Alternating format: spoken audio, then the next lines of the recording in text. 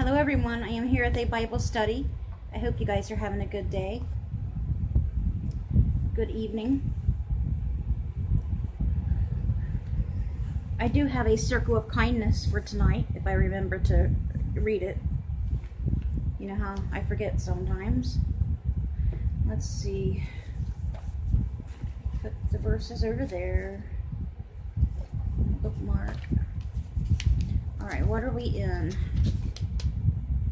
Tonight we are in Matthew chapter 16, which will be talking about the demand for a sign, the yeast of the Pharisees and the Sadducees, Peter's confession of Christ, Jesus predicts his death, is where it ends, chapter 16. Okay, and another familiar writer tonight is Cynthia Ruccetti,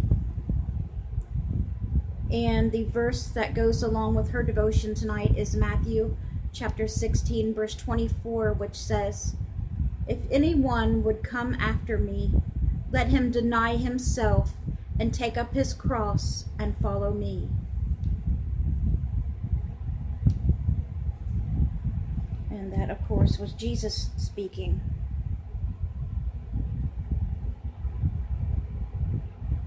All right, so let's go ahead and read chapter 16 of Matthew. The Pharisees and Sadducees came to Jesus and tested him. They did that all the time. But Jesus was always smarter than they, and he always knew they were going to ask and what they were going to ask before they even came up to him. They never got the best of him, not one time.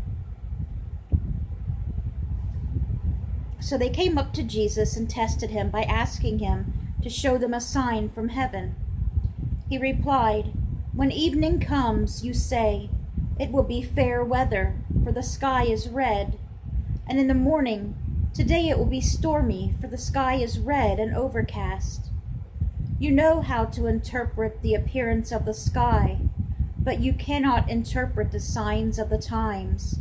A wicked and adulterous generation looks for a miraculous sign, but none will be given it except the sign of Jonah."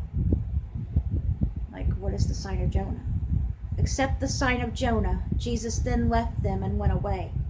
Of course, they don't understand what the sign of Jonah means. You know, if you know the story of Jonah, Jonah was a man that God wanted to send to Nineveh to tell them about God. But Nineveh was a very, very bad land full of bad people. And Jonah was afraid to go there for fear of the people. So he snuck away on a boat to sail away to somewhere else, thinking God wouldn't know. But of course God did know.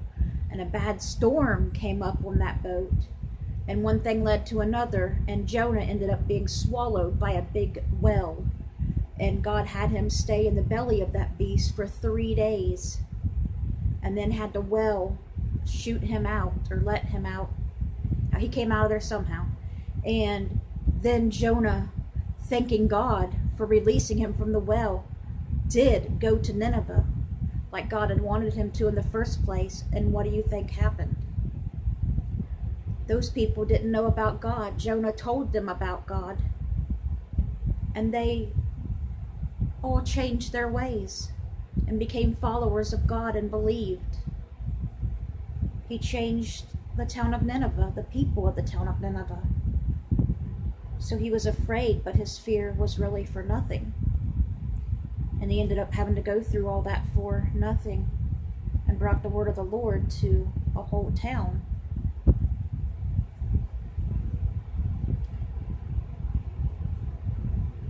I know God knew, God knew that too, because I don't think he would have sent Jonah there if he knew that those people wouldn't accept his word and would have killed Jonah. He already knew what was going to happen when he asked Jonah to go there and preach the word. Somebody had to go there and preach the word, and he wanted it to be Jonah. So that represents the sign of Jonah. Jesus is saying 3 days in the belly of the well. Jesus is going to be 3 days, and he gets crucified, then 3 days he's in the tomb and rises again. That's why it's the sign of Jonah, because the 3 days. But they don't understand this right now. When they went across the lake, the disciples forgot to take bread. And I don't know why they feared for that, because they seen Jesus perform the miracles with the loaves and the fishes and all the other miracles he can do. Surely he can give them bread if they need it. Be careful, Jesus said to them. Be on your guard against the yeast of the Pharisees and Sadducees. Jesus isn't talking about yeast that you make bread with. He's talking about be on guard against their words, what they say, because they don't tell the truth. They discussed this among themselves, the disciples did, and said, "It is because we didn't bring any bread." Aware of their discussion, Jesus asked, "You of little faith, why are you talking among yourselves about having no bread? Do you still not understand? Don't you remember the 5 loaves for the 5,000 and how many basketfuls you gathered? Or the 7 loaves for the 4,000 and how many basketfuls you gathered? How is it you don't understand that I was not talking to you about bread? But be on your guard against the yeast of the Pharisees and Sadducees." Then they understood that he was not telling them to guard against the yeast used in bread, but against the teaching of the Pharisees and Sadducees. When Jesus came to the region of Caesarea Philippi, he asked his disciples, "Who do people say the Son of Man is?" They replied, "Some say John the Baptist," which I never did get that, because John the Baptist was there for a good time while Jesus was there himself. So I don't understand how they can even say that. Others say Elijah, and still others Jeremiah or one of the prophets. "But what about you?" he asked. "Who do you say I am?" Simon Peter answered, "You are the Christ, the Son of the living God." Jesus replied, "Blessed are you, Simon, son of Jonah, for this was not revealed to you by man, but by my Father in heaven. And I tell you that you are Peter, and on this rock I will build my church, and the gates of Hades will not overcome it." The gates of hell will not overcome it. "I will give you the keys to the kingdom of heaven. Whatever you bind on earth will be bound in heaven, and whatever you loose on earth will be loosed in heaven." Then he warned his disciples not to tell anyone that he was the Christ. From that time on, Jesus began to explain to his disciples that he must go to Jerusalem and suffer many things at the hands of the elders, chief priests, and teachers of the law, and that he must be killed, and on the 3rd day be raised to life. Peter took him aside and began to rebuke him. "Never, Lord," he said, "this shall never happen to you." Jesus turned and said to Peter, "Get behind me, Satan. You are a stumbling block to me. You do not have in mind the things of God, but the things of men." Then Jesus said to his disciples, "If anyone would come after me, he must deny himself and take up his cross and follow me. For whoever wants to save his life will lose it, but whoever loses his life for me will find it. What good will it be for a man if he gains the whole world, yet forfeits his soul? Or what can a man give in exchange for his soul? For the Son of Man is going to come in his Father's glory with his angels, and then he will reward each person according to what he has done. I tell you the truth, some who are standing here will not taste death before they see the Son of Man coming in his kingdom.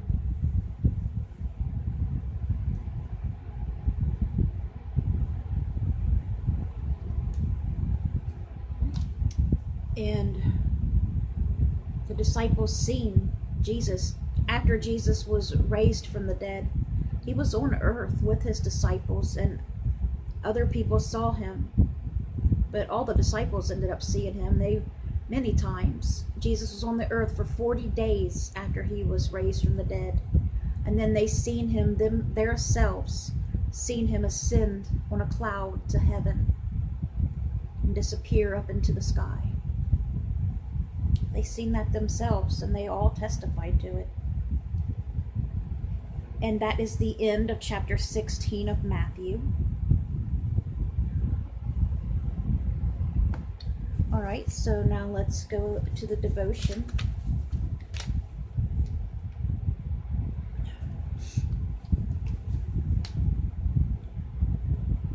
Cynthia Ruccetti says, "Walk this way," the butler said. Then he proceeded to limp his way noisily across the foyer. The visitor who followed did the same, mimicking his limp. Stomp, limp, stomp, hunched over, listening to one side posture. A classic comedic moment. Most credit the scene's origin in the movie Young Frankenstein, but the comic gesture first appeared in the 1936 movie After the Thin Man. The literism of the followers' response added the layer of humor. How different the scene when Jesus is the one instructing. Walk this way. He means it, literally. Stepping into his footsteps, walking like he walked, offering a kind word, stooping to heal and bless, moving among the hungry and thirsty, offering the bread of life and living water, rising early to be alone with the Father to pray, forgiving those who rejected, reviled, and crucified him. Forgive them, Lord, for they know not what they do. That's what Jesus said when they were hanging him to the cross. He wasn't praying for them not to do it. He wasn't asking them for them not to do it. He was praying to God to forgive them for what they were doing to him. I may be required to walk stooped over, limping, stumbling, as he did on the way to Golgotha's hill, the place of the skull. That's where he was crucified. He said the following.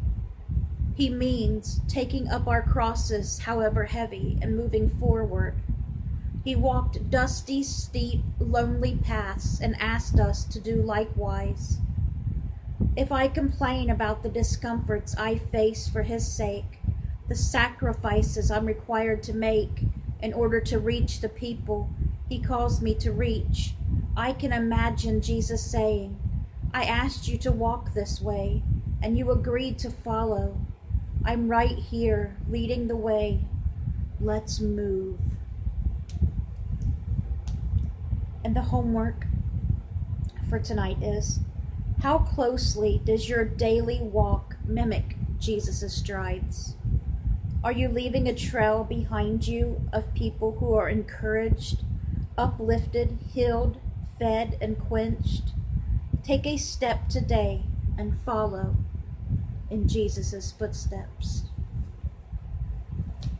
Amen. Okay, so we'll mark that as read. And the next Bible study will be in Matthew. It'll be Matthew chapter 9. So let me go ahead and get that set up while I'm here. There it is. You'll be seeing Jesus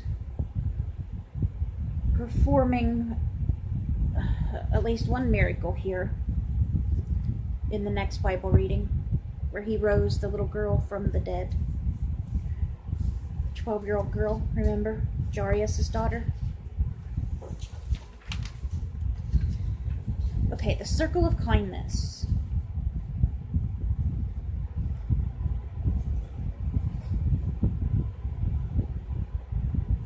I still got the picture. They always have a picture beside of it. It's pretty. It says, "Spring will come and so will happiness. Hold on, life will get warmer." And it's got this picture of just a little girl walking through the field, the beautiful tree. It's really pretty. I love scenery pictures. Okay, we got 3 circles of kindness here. The first one is by Amy King from London, Ontario, Canada. Seeing their excitement ended up making my day after all. I was off to the supermarket, intending to stock up on laundry detergent with a coupon I had for $2 off. I was excited to catch this deal. However, by the time we arrived, the shelves had been cleared of the size I was looking for. Although I was disappointed to have missed out, I happened to notice some people buying a big bag of the same brand of laundry detergent pods, so I decided to happily give them my coupon so they could save a few dollars. They were very grateful.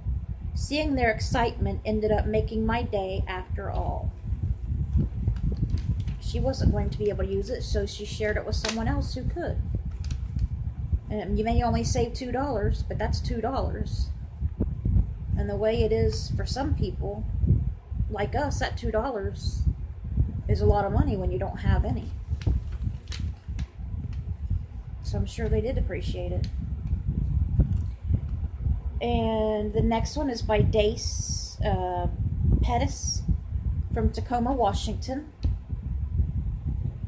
His gesture sweetened the rest of my trip home. Driving home from work late one night, my car kept overheating. The only thing I knew to do was to turn the heater on full blast, so it would draw heat away from the engine. Even so, I had to stop every few minutes to let the engine cool. A half-hour commute turned into a 2-hour slog. At last, the welcome pink neon sign of a classic old diner appeared, a haven for me to de-stress while my car rested. I must have looked as sad and anxious as I felt. When the kind waiter brought me the cocoa I'd requested, he told me it was on the house, a gesture that sweetened the rest of my trip home. And the last one is by Lynn Patterson from Mapleton, Georgia. It is such a joy to work with such caring people. After 2 years of retirement, I decided to go back to work part-time. One afternoon, we had a very bad storm come up suddenly. As soon as it was safe, the business owner told all the employees to go home to their families. He asked me for my car keys, then he handed them to one of the young men that I work with. He told the young man to bring my car as close to the door as possible, and I was so surprised at their unexpected kindness. What a considerate thing for both men to do. It is such a joy to work with such caring people. Yeah, that was really nice. I remember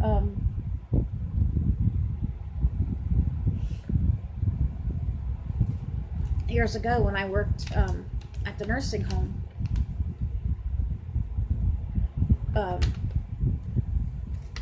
Some girl that I work with asked me if I'd take her shift because it was my day off. It was going to be my birthday that day, and it was my day off. And she asked me if I would work for her that day. I don't remember what the reason was, but I said yes. So I came in on my birthday, which I didn't have no other plans, and I loved that job. And the office managers and everybody, if you work on your birthday, and I didn't know this, but it was so nice. They came bringing out a bunch of balloons and stuff. Came bringing out balloons for your birthday, and I thought that was really nice. I love balloons. Even though that's what caused my first and only car accident. Long story there. Kind of stupid on my part, but totaled my car. And I had a severe migraine for 3 days. Glass was embedded in my hair. It was horrible. And I just filled my tank up with gas right up the road. It's lucky it didn't catch on fire. I ran through a fence, and luckily the cattle were not in it at that time. But I really tore up the people's fence, but it got fixed. So I had insurance, and they paid to fix it. And my uncle told them that if it didn't, that he would go and fix it himself. But the insurance did end up paying for it. And I had just dropped full coverage right before the accident. Just dropped it. Because when I graduated, with my money that I got for graduating, I got that car.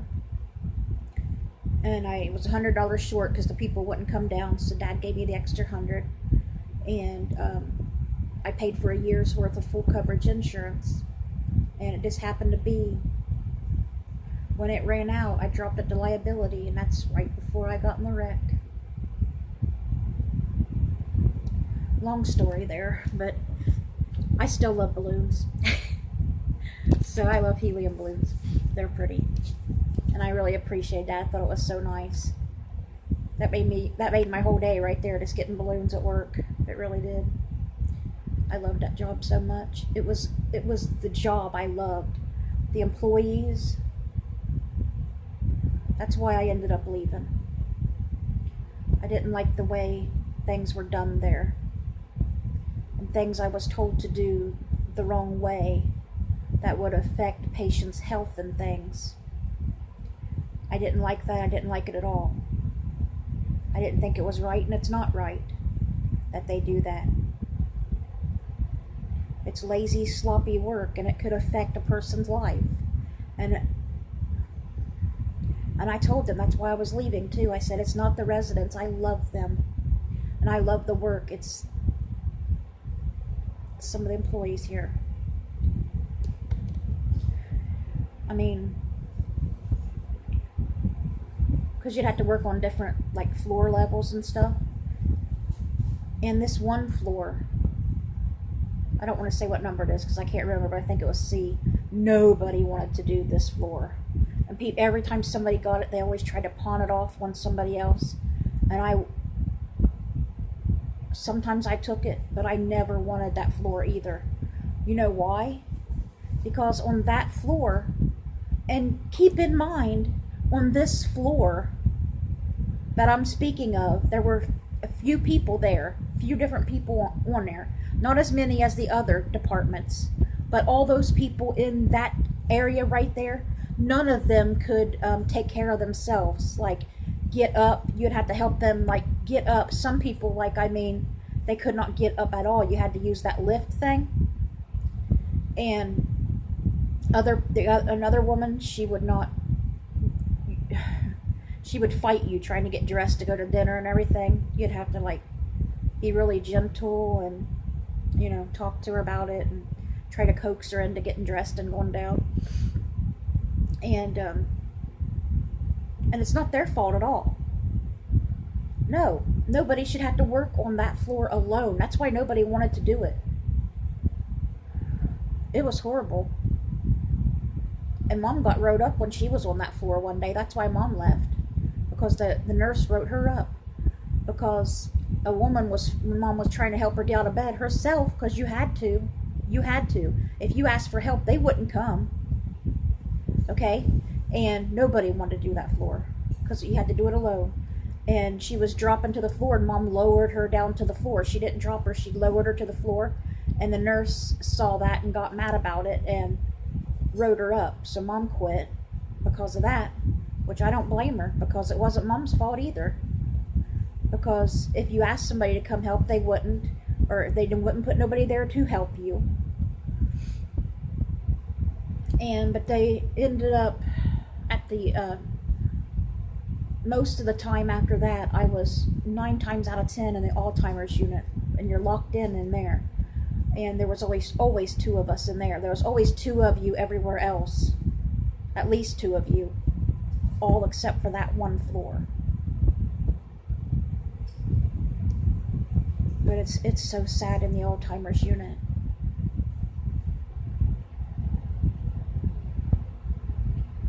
I could tell you some heartbreaking stories of things that I've seen working there.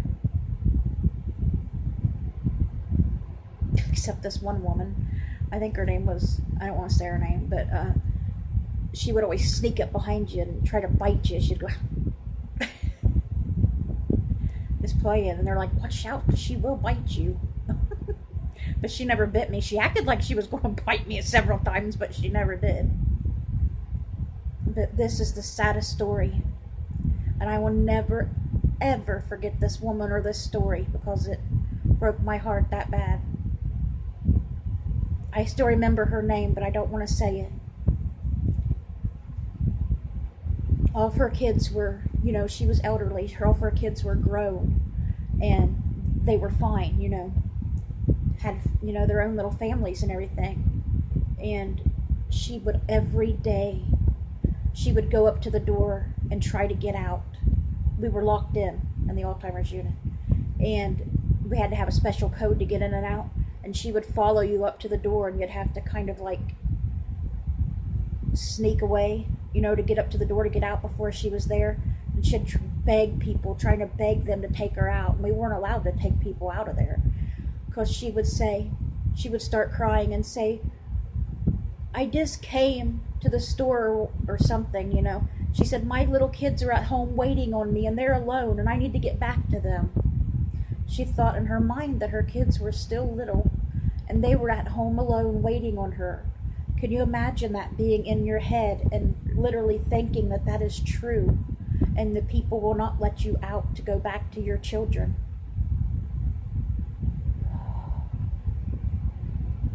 It's a horrible, horrible, horrible, horrible thing for people to go through. And that's one of the saddest ones that sticks with me from that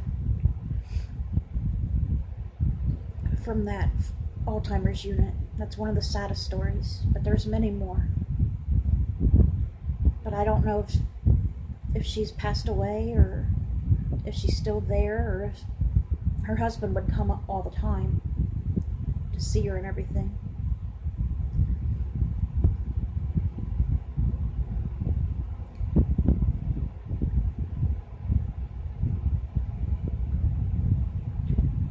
It's interesting getting to know some people's lives. When I went down on assisted living, they would send me down there sometimes to help out when they needed help. And it was easy, assisted living, because, you know, they don't need as much help as the nursing home residents. And I would go sit with this one lady, and I'd help her. She was blind, and she was the sweetest lady. She tried and tried and tried to get somebody to be a home health aide for her so she could go back and live at home. And she did so many things in her life. The things that woman told me she did was just amazing. I would go, and, you know, when we had nothing to do, I would go sit with her in her room while I was down there and read her, or like our weekly newspaper that we got from the nursing home, read her stories out of there so she could catch up with what's going on, because she was blind, you know. And she was so sweet. And on my days off, sometimes I would go in just to visit her. Sherman and I would go in to talk to her. Every other people in there got aggravated so much at her because she pushed the call button too much, they thought. They was always complaining every time she pushed a button, but every time she did, I ran right down there because I enjoyed helping her. I did. I was always glad when she pushed that button, because, you know, she needed help to get to the bathroom and everything. She couldn't see.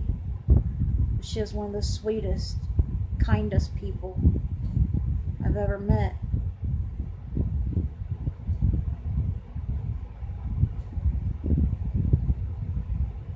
She surely was. But I hope you guys have a great rest of your day, and I hope you enjoyed the Bible study.